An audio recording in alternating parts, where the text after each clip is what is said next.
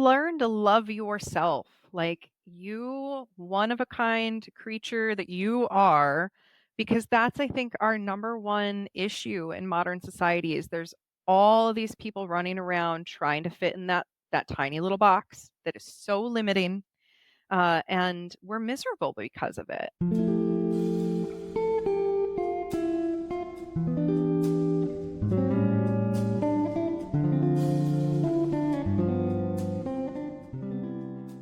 Hello, everybody. Welcome to another episode of Onion Soup.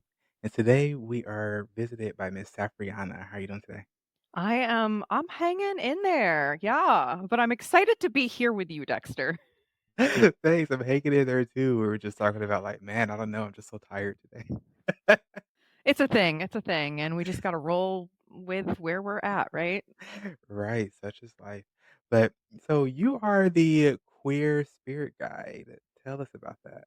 Yeah, so I come from a background of being a teacher and a therapist, and in 2022, I knew I wanted to like shift away from more of these traditional systems. And I was doing a lot of like marketing training and just like learning how to build a business. And I was in a workshop one day, and someone essentially gave me the moniker the queer spirit guide. They were like, "That's who you are. You are here to be a guide for people, and your your queerness and your spirituality and all of that is who you are." And it just like it stuck. So it was a name that was sort of like downloaded literally in the middle of a workshop. I've been carrying it for a couple of years now, and yeah, it's just this I am this beingness here to help people celebrate their uniqueness, right? The word queer has been used in a lot of different ways over the course of history, but ultimately it means one of a kind, unique, different, and we're all that. We are all different and one of a kind. So I'm here to celebrate that in others and in myself. Wow, I love that. So when we look at spirituality, how is spirituality different in the LGBTQ plus community? So I think we have to look at two big things here, which is the difference between religion and spirituality, because a lot of people put them hand in hand. And what I think is true for many LGBTQ people is that we've had religious trauma. We've experienced a religious figure or a religious organization or a book trying to make us a certain way or tell us we can't be a certain way. And that is religious trauma. That's not spiritual trauma. Now, there can be spiritual trauma that occurs too, but I think every queer person, like, they know deep in their heart that they're one of a kind and they're different. And when they get shoved into these boxes that often come from religion, what I've seen is that they reject spirituality. They don't want to tune into their higher self or a higher consciousness or anything having to do with their energy or anything like that because for the most part they've already learned from a traditional system, often, a modern religion, that there's this one size fits all approach and they're like that's not for me, so they just do away with it. And so I think for many queer people it's a reclamation of our spiritual identities and expressions because spirituality is individual as every single person. Mm. So it's I think that's the trauma layer is different for so many LGBTQ people. So I would agree with that. Let's dive into the religious trauma aspects of in within the LGBTQ plus community. And why do you think there's so much stigma around the sexuality when it comes to religion and spirituality? Because when you actually read a lot of these religious texts, at least from my perspective, it doesn't seem to be really the not even anywhere near close to the core values of what's being preached and talked about. Yeah. So first, I'm going to be speaking predominantly from a modern Christian lens because that's the modern religion I am most familiar with. And most of my clients that I've worked with have trauma from that religion. Historically, when we roll way back in time, the Bible has been changed and retranslated so many times. And that's what a lot of people don't realize is that it's been translated so many times. And in those translations, especially with modern translations, there have been times that the text has been changed to lean into a certain viewpoint or lean into a certain way of being. And that's not even the original text. If you actually go through the Bible and you read what Jesus says in pretty much every translation, he didn't say anything about our sexuality or our gender or any of that. You're totally right. Like, it's not really a thing. The one place that, like, I know a lot of Christians will quote is the story of Sodom and Gomorrah and how it's supposedly, anti sodomy, aka anti gay sex. Okay, we'll just throw that out there. In an older translation, in my research, what I've discovered is that it was actually a lot of the translations about sexuality were about not laying with children. They were anti-pedophilia, which should in no system is that ever excusable, but queerness is totally a normal everyday thing. So that was twisted and it was translated into this later version saying like men shouldn't be with men, right? So it was originally men shouldn't be with boys. True statement, right? And then over time that got twisted, translated, adopted into a new way of being. So we have to understand that our cultural context does so much here. And modern religions will always try to twist scripture to meet what they want to meet. Now, little did you realize I will stand on this soapbox. This is a hot button topic for me. And, I'm here to dismantle systemic issues. There are so many issues in modern churches. And when we look at it, when we actually look at what's happening, we see that there's an incredible amount of sexual violence in modern religions, incredible amounts of cover ups.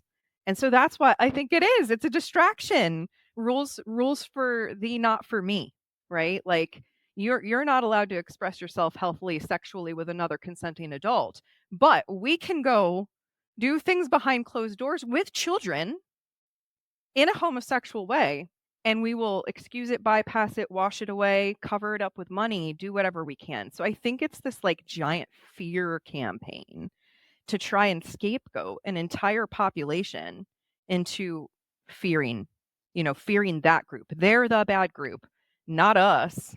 We're totally okay and above board over here, right? It's like distraction tactics, and this just perpetuates trauma.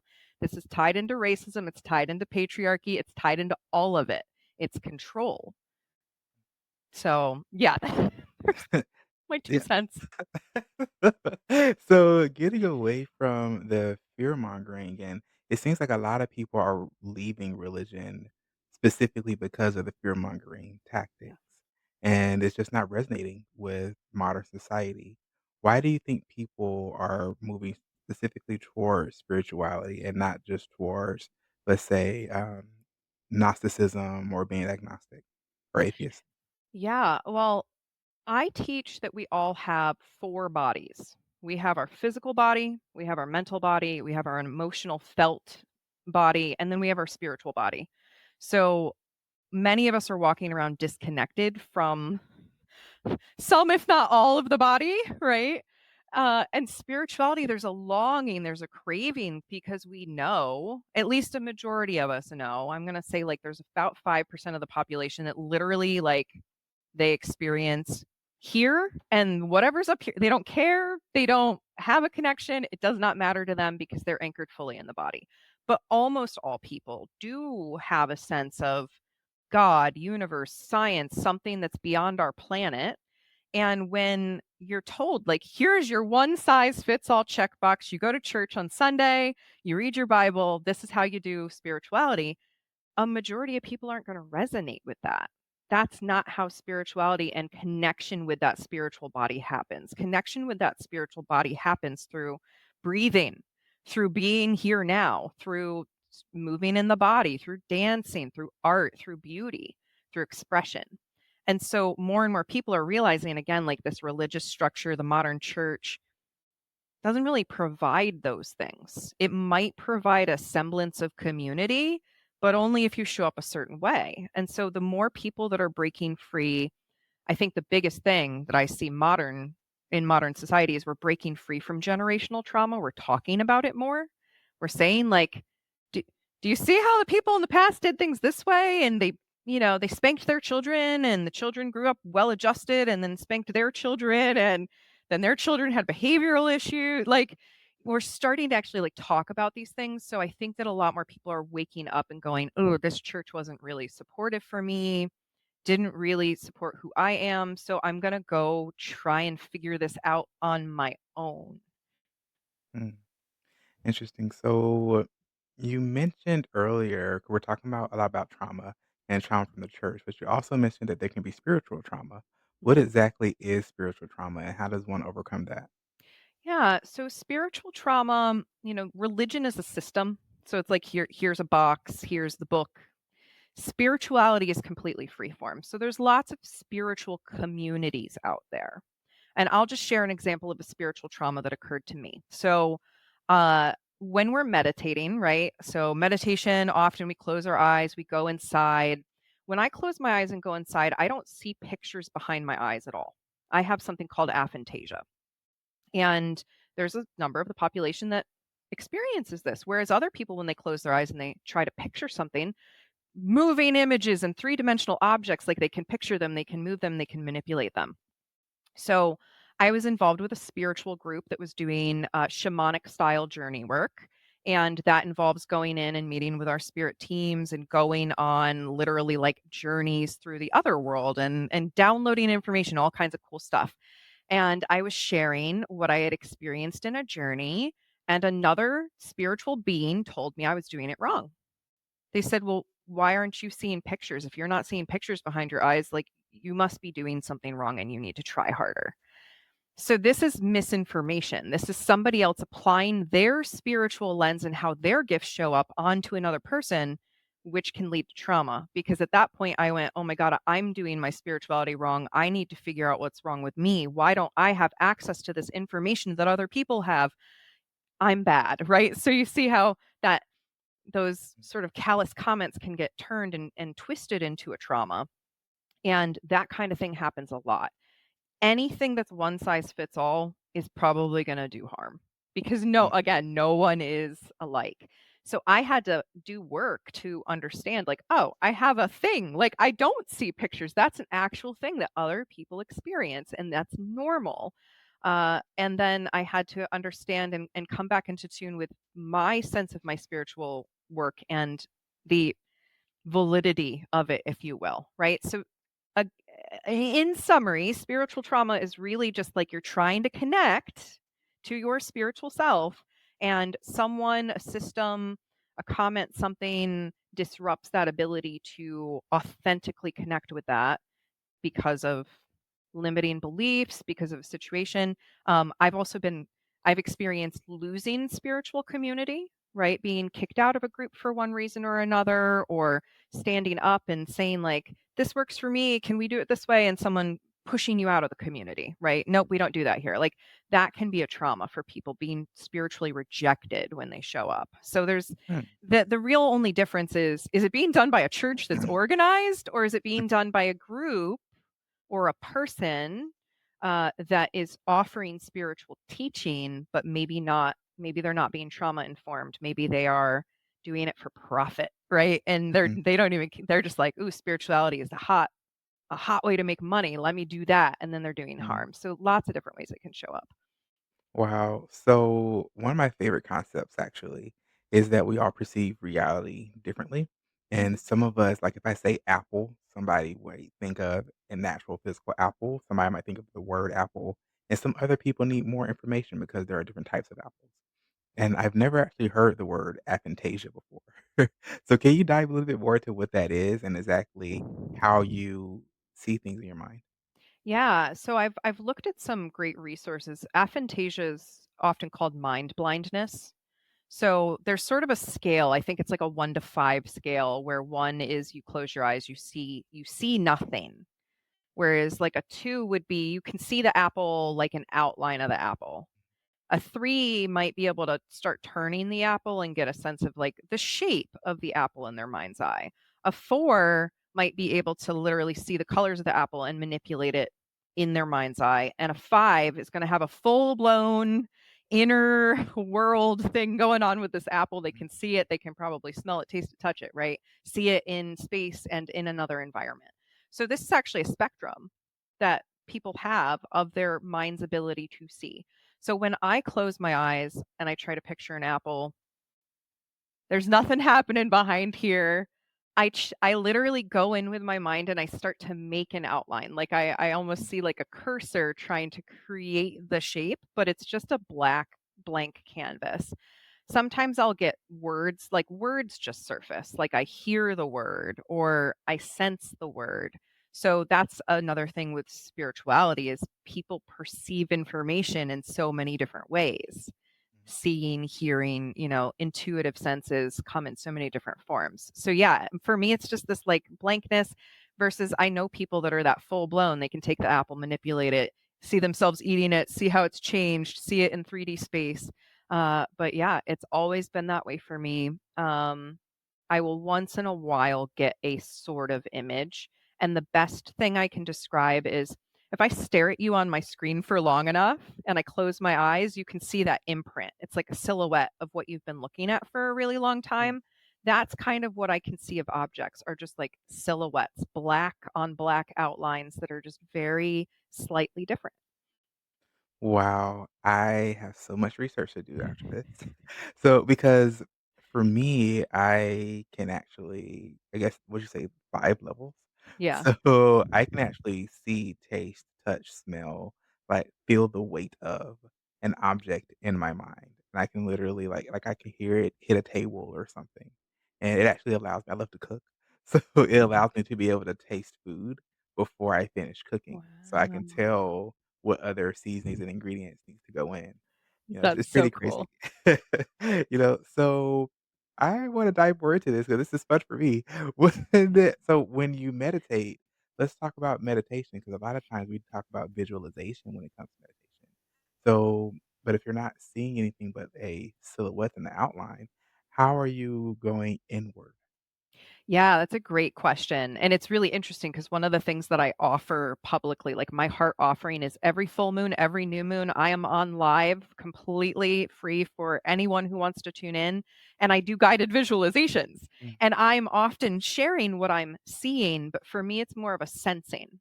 mm, So again, there's so many different, and I often say this to my people. I'm like, okay, as we're going in, remember you may experience information in different ways. So when I'm dropping in and I'm visualizing, it's almost like reading a book with my eyes open, right? Like you can picture the characters, but it's not a picturing the way people would think when you look at a snapshot. For me, it's like words scrolling across a page or an audiobook playing and I can sense and know what I'm getting, even though I can't visually see it. So it's like a person, if they're tuned into a Capricorn meditation I'm doing, we often work with spiritual animals. So, okay, well, picture a goat. There's a goat in front of you, right? So for me, I'm literally receiving the words, there is a goat in front of you. mm, Someone else is literally gonna picture the goat. They're gonna picture the horns. They're gonna see the goat's little beady eyes and, like, the fur and all of it. They're gonna literally see all of that. For me, I'm going to get something like, "Oh, it's a white goat. The goat's horns are curved." I'm getting the words around it instead.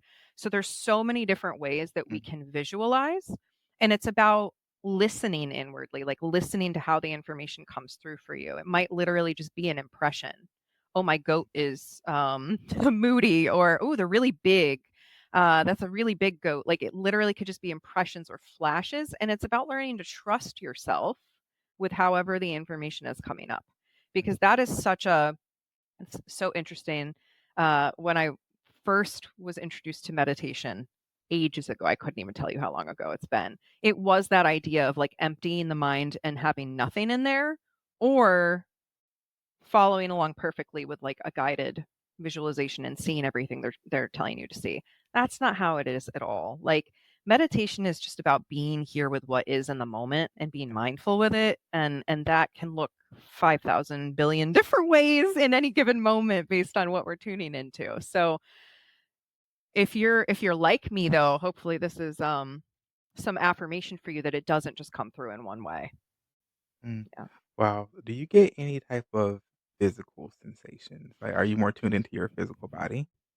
Sometimes I will have I experience a lot of, like, intuitive tingling, like, I work a lot with my spiritual guides, and I have different physical sensations that will clue me in that they're trying to get my attention. So I also work a lot with parts work, which actually does look at physical sensations as communicating messages. So, like, if this part of my body is tingling, what does that mean? And for me, that is this guide over here. I look over here because this guide is always right here. That guide's trying to get my attention. So I do experience some physical sensations. And what's so fascinating with this is I have full vivid dreams. Mm. I have the full color, taste, vision, smell, sound, everything dreams, like full sensory dreams. So in my waking life, it's so interesting to have such muted information, but it's not like intensely physical either. It's usually just a knowing. Oh, I know I'm receiving the information of what's in front of me as I'm visualizing or meditating. Wow, I also have, like, fully vivid I always call it, full sensory detail dreams, like, I can read and do all these other crazy things in my dreams. Yes. So fascinating. It So is. And it just shows that the brain is wired differently when we're awake versus asleep and what parts we're accessing because I don't have that when I'm awake. right, I'm honestly, like, so curious because I've met people before when I explain that I can see, touch, smell things in my dreams, but even when I create things in my mind, I can do something very similar. And a lot of times people just say the same, that they can't do that, they don't understand how I can, but now that I guess I can put a word to it, that it allows me to help people more. You know? And just like, good God, like just validating people, right? Hey, no, you might not see anything. And that's actually normal. There are people that don't. And if I had received from that spiritual teacher, like, oh, interesting, I see it this way, so you don't. Okay, well, tell me more. Like, tell me more about your experience. Instead, it was just a immediate shutdown, shaming, like you're doing it wrong because it's not my experience. So the more we can validate other people are different from us, oh, like that's where That's so and community and honestly, compassion. I'm so sorry that that happened to you because it's like, as a thought leader myself, to me, it's just fascinating. I love the mind. I was gonna go study neuroscience and stuff like that, so when someone tells me something about their perception of reality, it makes me want to dive really deeply into what is it you're seeing, what is it you're feeling, and how can we really find a common ground on that. And one thing that I find fascinating, right, is when we talk about reality. I took this class on the, um, philosophy of science, that's what it's called. And we actually all have to agree that this table is a table, that we're sitting in front of the computer, that we're having a conversation, that we're speaking English. It's only when we agree upon these things that we create structure to our realities. I know we got very off topic of what we're talking about No, that is earlier. I literally have this belief. If we all woke up tomorrow, if every human on the planet woke up tomorrow and said, "I can blow fireballs out of my hand," Mm. we'd be able to do it. But until everyone agrees on, sort of the rules of engagement of this plane of reality, like, it's gonna be what it's gonna be. We are co-creating this reality together. So I'm totally with you on that. Yeah, 100%. Like, I was talking to someone about, like, special abilities such as, like, flying and things like that, and they were saying, "Do you think it would be weird if we could all fly?" And my follow-up question is, "Well, what do you mean by that? Do you mean we live in a society, in a world where we have always been flying? Or do people just start spontaneously flying?" Because those are 2 different things. But one thing that I find really interesting, because now when we're talking about different perceptions of reality, you mentioned earlier on about teaching the 4 body types. So what are these 4 body types? Because let me hear you explain it first, and I follow. Well, what's really interesting is you bring up body types, and there's an entirely other system that I've been learning, growing, and studying. Uh, we call it biological number, but there are actually 9 different types of physiological bodies in the world, and each physiological type of body. So each person has one number that's online when they're born, and it's actually a center of leadership in the body.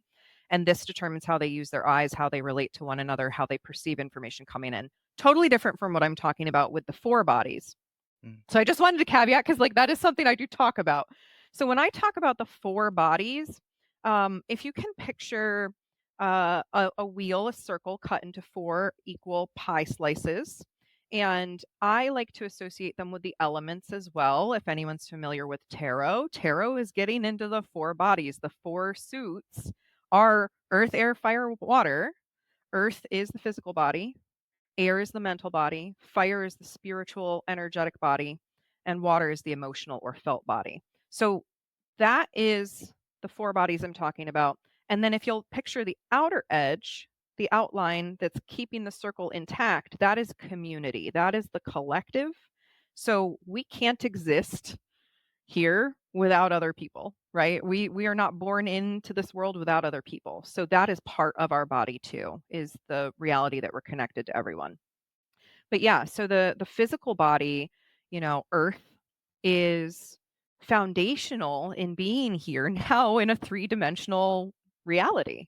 Without the body, right? Without the physical body to house the mind, to house the spirit, to house the emotions, we wouldn't be having this experience. You cannot remove the physical body from the equation and have a human experience.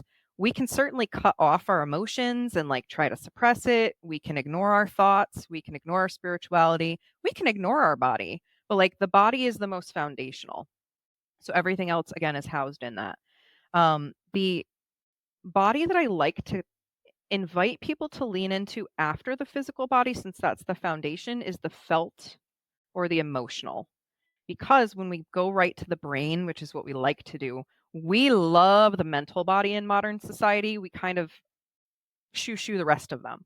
Um, but the emotional body is where we actually are making sense of things coming in because the body responds with a felt emotion before we register the thought that we're actually thinking about the stuff that's making the Mm, physical sensations come in. So leaning into our emotions and that emotional body is something that's so lacking in modern society, and that's where I'm like, go there. Like because that has an impact on everything. The felt body is sort of overlapping all of the others because it's feeling the information coming in from spirit, coming in from the mind, coming in from the body. And then, of course, our mental body, uh, the ego, if you will, housed in the mental body, right? Uh, our thinking mind, we have so much over identification with that I think it does us a disservice. And so I like to get out of thinking into the body, into feeling first, and then bring in, okay, well, now what do we think about that? Now that we've gathered more data in another way, instead of mind first. And then the spiritual body, right? The breath is very associated with spirituality because that's your life force moving through you.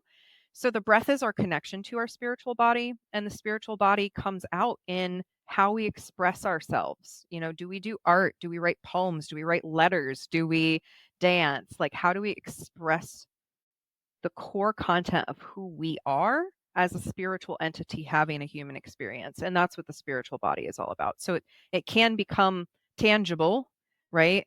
In a book or a painting or a dance move or whatever, but the spiritual body is something that we are accessing. I do up here, right? Because it's like we're pulling mm, it down. It's like our sourced greater multidimensional self that we are just getting a thread of into the physical body because we're so much mm. bigger than that. So that's like a quick 101 of how I teach those four bodies. So when we're looking at these 4 bodies, and you would need all of them to be a whole complete person, a whole complete you and individual, what are some of the major blockages at each body point that you've experienced with people? And which one is the most normally blocked? Oh, that's Open your mind and expand your consciousness. Welcome to Chakra Wonders, where style meets soul. Designed to uplift your energy and inspire your path to higher awareness. Every piece is a reflection of the cosmos and the power within you. Explore our collection and discover what resonates with your soul. Visit chakrawonders.com and step into conscious living. Chakra Wonders, conscious style for a conscious world. I would say the emotional block is the most normalized. We really have a resistance. I also get into what I call shadow and light work. And I do both. I'm not just a shadow worker or a light worker because you can't do one without the other. And we have a real discomfort with those emotional shadows. And so I think that's the biggest block. And what what happens there is if you think of a number line that has a 0 in the middle, a -10 on one side, a +10 on the other, we will emotionally, like through a mental block, emotionally cut ourselves off and we'll say like, I'm only going to feel my sadness at a -1 because I can't feel it all. But then what that does is it only lets us feel our joy at a +1. And so it's this balancing act that people get so stuck in, and they say that. I hear that all the time, like, "I feel so stuck. I can't let this out. I can't feel it." It's because they've put a cap on how much they will let themselves ride the number line to the bottom and to the top. And we believe, again, so this is a mental block, we believe we don't have the capacity to feel the emotions, that they're gonna overwhelm us, they're gonna take over us, and we will never recover. For a time, that very well may be true. We might succumb to the emotions for a while, but when we are intentional about feeling them, it just starts to open that capacity more and more. And so we can slide up our number lines on either side. And that's the key. It's on either side. You cannot pick and choose one or the other. Um, so that's the number one blockage. I would say that the physical body, we definitely have some blockages around in modern society. So many people are quick to jump to a supplement versus trying to tweak their actual diet or get on a pill versus working out their body and finding a movement that works for them. There's as I'm saying all this, what's coming in is the number one blockage is one size fits all approaches Mm, because we are told this is how you do and this is how you be successful, follow the formula. And spoiler alert, the formula doesn't work except for like a very small group of people, often white men who already were born into money. But that's a whole other story. Everyone else is like, "Oh, this doesn't really work for me. I wonder why, but you're telling me I have to make it work." So that belief that we have to make it work by society's rules is blocking all of the systems. Because again, it's completely normalized to go drink after a stressful day at work, but it is not normalized to do a mindfulness meditation or engage in some breath work or find a spiritual practice that works for you. That is not normal. Like, there's so much distortion in how we're told to take care of these bodies. Again, if we look at the spiritual blockage, it's often modern religion, and people don't even know that spirituality is an option for them because they think it's religion. When we look at the mental body, it's all of these programs, all of these societal narratives, all of these beliefs that have been just handed to us. And then we're like, okay, well, this is what I was given as a kid. So I'm going to carry that with me for the rest of my life. So there's a lot of undoing that we have to do. That's so much of what I spend my time with clients doing is like undoing the beliefs, allowing ourselves to feel the emotions at a broader capacity because again, we're very muted, and I know for men, like, a lot of men, anger is the emotion. That's the one thing that they're like, "Yeah, anger, good. Don't feel sad, don't cry, don't do anything." Women have a little more flexibility from society standards, but when they actually feel and express their emotions, it's still often coded with, "Well, you're being too sensitive or you're being too mm, emotional." So how is anyone supposed to function in this? They're all, like, down here in this, like, I can feel neutral, I can feel +1 joy or -1 sad or angry, and that's it. Like, that's the range. And then the physical body, like, there is no one size fits all approach. There are all these diets in modern society.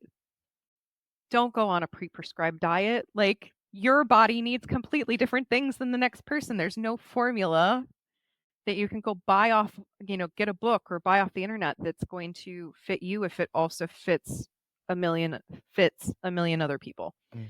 So again, I think that it's just a lot of distortion and a lot of one size fits all approaches. Mm. I really love your sliding scale about emotions. I feel like that's so accurate. A lot of times we won't allow ourselves to feel the full fury, and that doesn't necessarily mean you're going to go commit a heinous act or something like that. But, allow yourself to feel the spectrum of emotions because we're human. You Yes. can't expect to just, as you said, have these extreme levels of joy, but then have to pacify your frustrations. Hmm. But with that being said, when people do find themselves angry in the moment, how do you express that healthily? Yeah. So if you're feeling angry and you want to take that anger out on others. It's time to leave the room. It's time to get some space and feel it. Anger itself, there's nothing wrong or negative about anger at all. Anger is actually often a sign that our boundaries have been violated. Like healthy anger is my boundaries were just violated. I'm mad about it. Now, in that case, if you're not going to do harm to another person, right? You're not going to fly off the chain and scream bloody murder at somebody and put the fear of God into them, right? None of that. But if you can say, "Whoa, stop. What you just did was not okay. I need time to go I need time to go process this, or like, can we stop and talk about this right now and why that wasn't okay?" You're going to have to judge that in the moment. But moving your body is the number one most important thing you can do when you are feeling emotions. So if you're feeling anger, again, that's not destructive anger.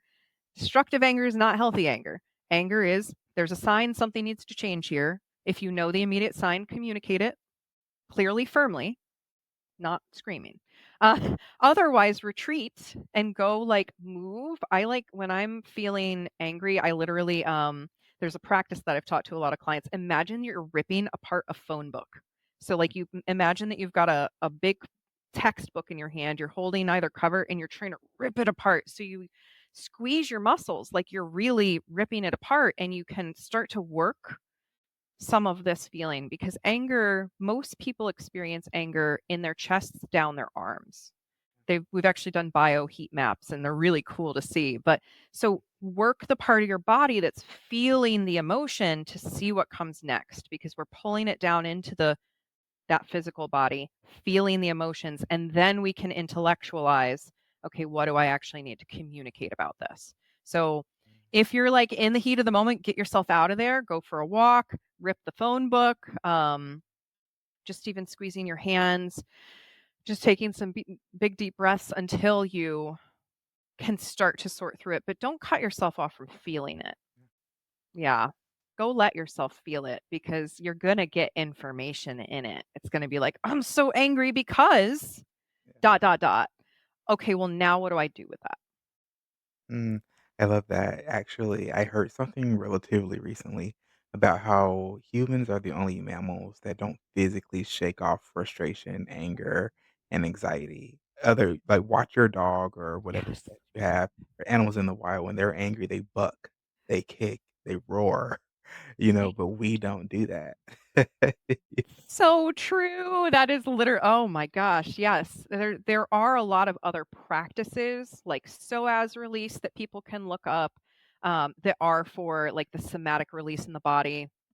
I was a trauma worker for years, so I have so many tools, but ultimately, any kind of movement, literally, like, just shaking your shoulders, wiggling it out. That's, like, one of my number 1 clearing practices I'll say is like, "Okay, we're gonna take a deep breath, and then we're just gonna literally wiggle our shoulders and our hands and, like, get it out, and we'll start to feel an energy shift." And then that opens that capacity to, "Okay, well, now what's next?" Right? Mobilization can occur in that movement. So, yes, like, shake it out, dance it out, jump up and down, do jumping jacks, go for a walk, any kind of movement helps. And the craziest thing is, for anyone that has children, watch your kids when they get upset because they do that. They yeah, They're great. but we've been conditioned to think that they're throwing a temper tantrum, and some of that is, like, but at the same time, it's a physical expression of the anger that they don't have words to quite yet. Yes. We're adults, we can put words to our We frustration. can, and sometimes we're accessing nonverbal information, right? It's like so under the surface, maybe it is a young part of us. And so the movement gets under that too. Yeah, if you wanna have fun, go throw a temper tantrum in your bed, like, put extra pillows on it and throw them around and let it out. So that's something I still do. If I wake up crabby in the morning and I'm like, "I'm not ready to face the day," I will let myself, like, kick and thrash and throw a pillow on the ground, and then I'm like, "Okay, got that out of my system," right? Like, it's so important to let all of this expression out because otherwise, again, you're gonna trap yourself in that really tiny little piece of that number line. I love that. A couple of push-ups does it for me, right? Let's just wake up to the party, Perfect. knock 'em out. So, we were talking about going on to the next body with the physical body, our earth body. We're talking about a lot of pills and a lot of, diets. how much of that is a form of body dysmorphia? A lot of it. We are a deeply disorganized culture when it comes to diet. Our I mean, I grew up in the American public school system and there was not a whole lot of nutrition there. I also grew up in poverty, so I was like skipping meals as a kid, which led to a lot of like I don't know how to eat. I don't know how to eat. Like, no one's taught me what actually has nutrition, and I think that's a story that a lot of us share. Um, I know so many of us are just like, we need protein. We all know we need protein. Like, everybody knows we need protein. It's the big thing in, like, every diet community. Like, where are you getting your protein? We know that. Do we know much beyond that? Not really. Like, there's a lot of, misinformation about carbs. There's a lot of misinformation about fats. There's so much that's just not taught about how to feed ourselves. So I think that there is a lot of dysmorphia also in how we view bodies in society. Like there is an ideal body by modern societal standards, and there is an ideal man body and an ideal woman body, and anything that doesn't fit that is kind of shoved away. And then all of us grow up with these messages, and we're trying to figure out how to conform to those messages. And diet is one of the few things that we often feel like we can have control over Mm, when everything else out here is out of our control. So diet is a very easy way for us to find some control and to try and improve things, but we're often trying to improve them based off of again, fads, misinformation, sales tactics. So much of it is sales tactics. I cannot tell you how many conversations I've had with my spouse and say just because that package says extra protein on it does not mean you need to buy it. Like there's all of these sales and marketing tactics. I think that we need to listen to our bodies again about how we feel when we eat a certain food. That's the only real source of information is like what you actually feel when you eat a certain type of food. Do you feel energized? Do you feel light? Do you feel heavy? Do you feel sick? Do you feel bloated? Do you feel ready to face the world? Right? Do you feel clear minded? Do you feel foggy headed? Like that's where we should be getting our information about nutrition. And I currently eat a vegetarian lifestyle, but I am very, very pro every single person eating the diet that's right for them while eliminating harm, because that's the other thing. As a spiritual person and a druid, there's a term called Nuavra. Nuavra describes life force. Prana would be, another word for it, like energy, life force. When you pull a piece of kale out of your garden and you cook it fresh, it has more life force energy versus when you go and you buy some chips that have been on in the store for 2 months and they were in the factory for 6 months and who knows how long it's been between the time it was actually or the potato was originally harvested versus you're opening that bag. mm, There's a very different energetic quality in the food. Not to say there are bad foods, but there's different energetic qualities. So what works for you and your body? That's where you wanna be focusing. mm. Wow, I so much to say about that. First of all, when we talk about food and diets, people ask me why I eat so healthily. And personally, I would say I follow the 80-20 rule. So I would say 80% of my diet is very healthy. I also like healthy food. I just think healthier food tastes better. I like my vegetables, but at the same time, I don't deny myself certain things. I love chocolate, so I'm gonna eat my chocolate, let me have a pleasure, but when we start looking at what we find as beautiful and attractive, beauty is truly in the eye of the beholder, right? But that changes with society, that changes with culture, you know? I think that people have to get out of their minds of what we think we're supposed to look like, as you said earlier. But one thing, and I was gonna dive into the other 2 bodies, but what keeps popping in my head specifically is body types within the LGBT community because I know that you're a very body positive, sex positive individual, and we're talking about prana, talking about energy and things like that.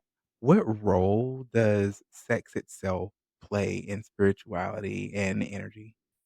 It's a great question. So, I first like to validate that there are legitimately asexual people who have no interest in sex. I am not talking to you, friend. So, you can tune this part out.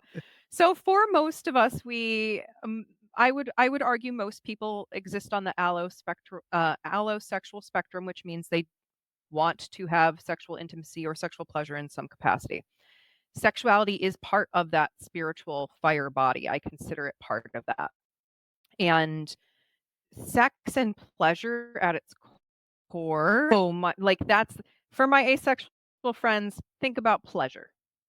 Whatever makes you feel good while we're talking about sex here. So, pleasure is so important for moving energy through the body, for being able to process things, for making life worth it, right? Without pleasure, Mm, what is the point? It's through enjoyment that we find meaning in life, and for many of us, that can mm, come through sex and sexuality. When we feel really empowered in that and there is consent and there is, consent between ourselves and ourselves or us and a partner, right? Whatever's going down, this expression of our sexuality is stoking that creative fire energy within. And if we go back to earlier, the religious trauma piece and the LGBTQ, right? There's this control over the pleasure, there's this control over our enjoyment. And I think that that's across the board for pretty much anybody who has been raised in modern purity culture. Like, it's not just LGBTQ people, it's anybody who is raised to think sex can only look like this, and like this meaning between a man and a woman, missionary style, like after you're married, right? That's it. There you go. Um, there's so many different forms of sexuality and sexual expression. And I think that it's just this one size fits all. Again, I keep going back to that. This is how you experience sex and sexual pleasure, and that's it. That's end of the story. But remember, I said spirituality, the spiritual body is about expression. So expressing our desires, expressing what we want to co-create with another person. And in a sexual capacity, right, we can co-create pleasure and pleasurable experiences. And that's where we are very disconnected because we have that the emotional body and the sexual body have to go together mhm, because it involves feeling and also that physical body, of course, feeling. So if we're struggling with our emotional self, if we're struggling to connect with our body, we're going to struggle to connect and pull in that sexual piece because that sexual piece has to be threaded through the other bodies. Um, I hope I did that answer that question. Yeah, what's so funny is I was really just getting no, go ahead and ask. And the fact that you said that you do consider that a part of fire, that makes more sense on why it was like, nope, this is the perfect time to throw that in there. Because I agree with you. Sex itself, which is what I tell a lot of people, not just about physical intimacy, but it's about pleasure, and that doesn't necessarily always mean physical intimacy. When I do a lot of teachings on the chakras and chakra meditation, and we dive into like the sacral chakra, and I'm like, well, it's about pleasure, but that's not always sexual pleasure. Yeah. There are other aspects in life that we find pleasurable. Seeking enlightenment, seeking to get closer to God, you can find pleasure in that. Helping others, that's also pleasurable. So there are other ways of expressing this. Yes. And again, when society tries to limit our expression, for many people, sexuality becomes the only enjoyable sanctioned thing they're allowed to do within the constraints of the rules. And it can be for, especially for a lot of men, unfortunately, one of the times that they feel like they can sort of access the emotional body a little bit more.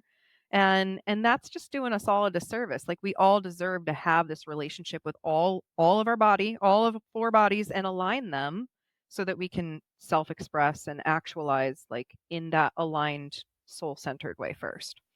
So, yeah. 100% agree with you. Well, Sefriana, we only have a few minutes left. Is there anything you'd like to leave the audience before we go? Just learn to love yourself. Like, you one of a kind creature that you are, because that's, I think, our number one issue in modern society is there's all of these people running around trying to fit in that that tiny little box that is so limiting, and we're miserable because of it. Like, I truly am here to help redesign how we talk about success and to turn it to soul level success. Again, that thread of our multidimensional self pulling down into this lived experience so that we can like do what's ours to do and make meaning and build community and change the world. Like that starts within. So my most important takeaway is to love yourself because that's going to ripple out into everything that you touch. Oh, yes, we could do a whole 'nother show about that. I'd be happy to anytime. For sure. Well, thank you so much again for coming on, Safrianna. I truly enjoyed speaking with you. And I want to thank everybody for tuning into this episode of Onion Soup. Please have a blessed rest of your day. Until next time, bye. Thank you for listening to this episode of Onion Soup. Please like and subscribe so you don't miss another episode. If this episode resonated with you and you'd like to show your support, consider making a contribution through the links below, or check out our merch shop at chakrawonders.com/onion soup. That's CHAKRAWONDERS.com/ONIONSOUP. Your support helps us continue spreading awareness and inspiring others on their journey. See you in the next episode.